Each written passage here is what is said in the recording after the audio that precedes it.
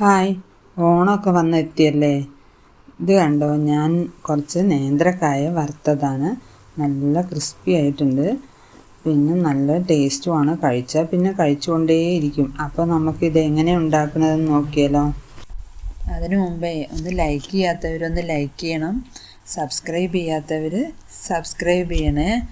ബെല്ലൈക്കണും കൂടി ഒന്ന് ക്ലിക്ക് ചെയ്യണേ. വീഡിയോ ഇഷ്ടമായാൽ മുഴുവനായും കാണണേ. എന്നാൽ പിന്നെ തുടങ്ങിയാലോ. ഞാനിവിടെ കുറച്ച് നേന്ത്രക്കായ പാകത്തിന് മൂപ്പായത്, അതായത് നമുക്ക് ചിപ്സൊക്കെ ഉണ്ടാക്കാൻ പറ്റിയ പാകത്തിന് മൂപ്പായതാണ് എടുത്തിട്ടുള്ളത്. വെള്ളത്തിലേക്ക് കുറച്ച് ഉപ്പും മഞ്ഞൾപ്പൊടിയും ചേർത്തൊന്ന് ഇളക്കി കൊടുക്കുന്നുണ്ട്. ഉപ്പ് ചേർത്ത വീഡിയോ ഇതിൽ കാണാനില്ല കേട്ടോ. അതാണ്.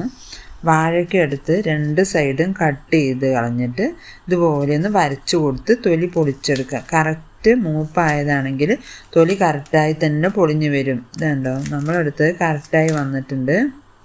അത് ഇനി വെള്ളത്തിൽ ഇട്ട് കൊടുക്കാം. എല്ലാതും ഇതുപോലെ തൊലിയൊക്കെ കളഞ്ഞ് നമ്മൾ വെള്ളത്തിലിട്ട് കൊടുത്തിട്ടുണ്ട്. ഇനി നമുക്കിത് കഴുകി ഒരു ടവൽ കൊണ്ടൊക്കെ തുടച്ച് വെള്ളമൊക്കെ കളഞ്ഞതിന് ശേഷം മാറ്റി വയ്ക്കാം. ഫ്രൈ ചെയ്യാൻ ഇതുപോലെ ഒരു കടായി അടുപ്പിൽ വെച്ച് വെളിച്ചെണ്ണയൊക്കെ ഒഴിച്ച് ചൂടാക്കാൻ വെച്ചിട്ടുണ്ട്. നല്ലതുപോലെ ചൂടായിട്ട് വരട്ടെ. അപ്പോഴേക്കും ഒരു ബൗളിൽ കുറച്ച് വെള്ളം എടുത്തിട്ടുണ്ട്. അതിലേക്ക് ഉപ്പും മഞ്ഞൾപ്പൊടിയും ചേർത്തൊന്ന് ഇളക്കി മാറ്റി വയ്ക്കാം. വെളിച്ചെണ്ണ നന്നായി ചൂടായിട്ടുണ്ട്. നമുക്കിനി വാഴയ്ക്ക ചീകിയിട്ട് കൊടുക്കാം. ഞാൻ ഇതുപയോഗിച്ചിട്ടാണ് ചീകിയിടുന്നത്. ഹൈ ഫ്ലെയിമിലാണ് ചീകിയിടേണ്ടത്. ചീകിയതിന് ശേഷം അപ്പം തന്നെ ഇളക്കി കൊടുക്കാൻ പാടില്ല. ഒന്ന് ഫ്രൈ ആയി വരുമ്പോൾ ലോ ഫ്ലെയിമിൽ ഒന്ന് ഫ്രൈ ആയി വരട്ടെ, എന്നിട്ട് ഇളക്കി കൊടുക്കാം. ഫ്രൈ ആയിട്ടൊക്കെ വന്നിട്ടുണ്ട്. നല്ല കലകല നല്ല സൗണ്ടൊക്കെ വരുന്നുണ്ട്. അപ്പോൾ നമുക്ക് ഉപ്പ് വെള്ളം ഒരു സ്പൂൺ ഒഴിച്ചു കൊടുക്കാം.